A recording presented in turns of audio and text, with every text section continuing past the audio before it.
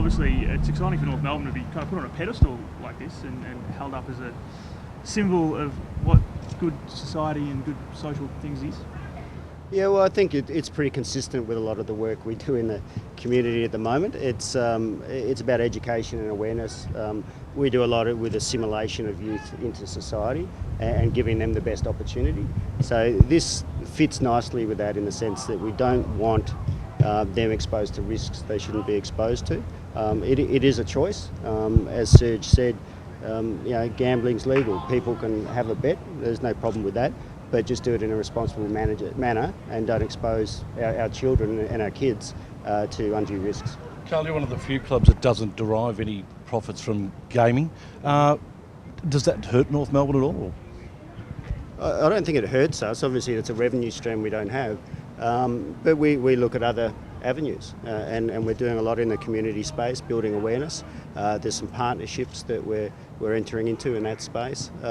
There's lots of other ways you can make money. I think the gaming is the easy route if you want to take that route.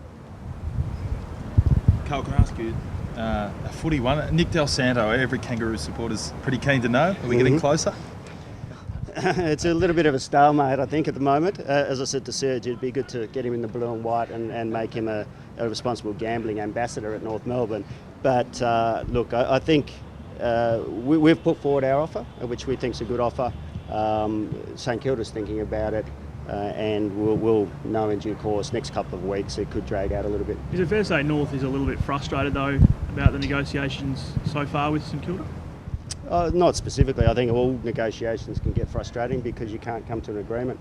But I think those things, you work through. Hopefully they can make up their mind on what they want to do and we move forward. A couple of good appointments at the club also, Carl, with first of all Cameron Ling. Yeah, look, he's fantastic. It wasn't actually something we were going to announce, but it came out yesterday. But he'll be working for us one day a week with our leadership development programs, working with some of our young players, which is just fantastic, given all of his other media commitments, that he could find the time to do that with us. Everyone wanted him, Carl. Everyone wanted Cameron, and you guys got him. That's well, a bit of a coup. Everyone wanted Cameron, everyone wanted Jeff Walsh. We're just really delighted that we've been able to convince them to come and join North Melbourne, which I think says a lot for where the club's at the moment. And the likelihood, Lee Tudor as well, what will he bring? What do you hope he'll bring? Yeah, look, one of the things that let us down last year was some of our defensive efforts and our skills. Lee has a fantastic grounding in defensive team structures, having been at St Kilda and with Sydney as well. So that was the primary focus, getting in a senior assistant with those sorts of skills who could really fix some of our deficiencies from this year. Do you have any indication as to when Lee might have a choice either way? Well, where we're at the moment is we've effectively signed a contract with Lee. The thing is, the way it works in AFL, the gentleman's world of AFL, is that if you have a senior assistant coach who gets a senior coaching role, then you'll release them from their obligations. So if he doesn't get the Essendon senior coaching role, then he's effectively a contracted senior assistant coach with North Melbourne. Do you have any idea on the time frame of that? People are suggesting this week, next couple of days. It can't be far away. Just on Cameron Ling, if my memory serves me correctly, he spent a night in the club polo, I think on the bench when you played the Gold Coast. Yeah. Was that the catalyst for getting him over the line? Obviously he enjoyed that experience. Yeah, well, that was all part of conditioning his subconscious to the North Melbourne way, so that was all part of the strategy. No, look, that was all part of media, and he was happy to do that, which is fantastic. But obviously we took the opportunity then to have a bit of a chat to him. I introduced myself at that time because we thought he would be a good candidate to bring on board. Jeff Walsh, what will he bring that perhaps you guys have been lacking? Well, as you may know, Donald McDonald was moving out of the head of football role because of his son Luke joining us, which was confirmed this week. So really we wanted some experience coming in there, a real senior person who could act as a mentor and a sounding board for Brad and give him support, and sometimes with the media as well, because Brad carries a big burden with the media.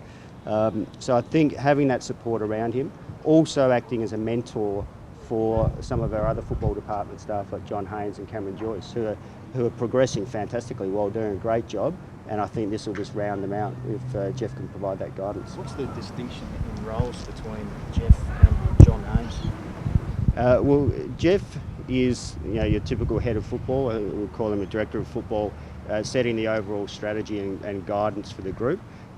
John Haynes will work hand in hand with Jeff on a lot of those things, but also handle the operational side as well. And Buddy's been unveiled up north this morning. See any 9-year deals on the horizon at the Roos? I'm not sure I'd have the authority to do a 9-year deal. I was actually talking with one of our directors this morning, and he said, if you do anything longer than 3 years, make sure you let me know. So no authority at this stage. What about the cost of bringing together, hopefully, this all-star off-field crew? I mean, I'd imagine it would be considerable, and how do you guys absorb that? Yeah, look, it's not over the top. We're very prudent. We've probably been the lowest spending club in AFL over the last 20 years in football department. So we've been, as we've grown our business, and we've done some significant fundraising this year as well, we're still being prudent in what we spend. It's very targeted. So all of the appointments that we're looking at are for a specific purpose. It's not just about bolstering the football department. And we've had a couple of departures as well. So the net difference isn't significant.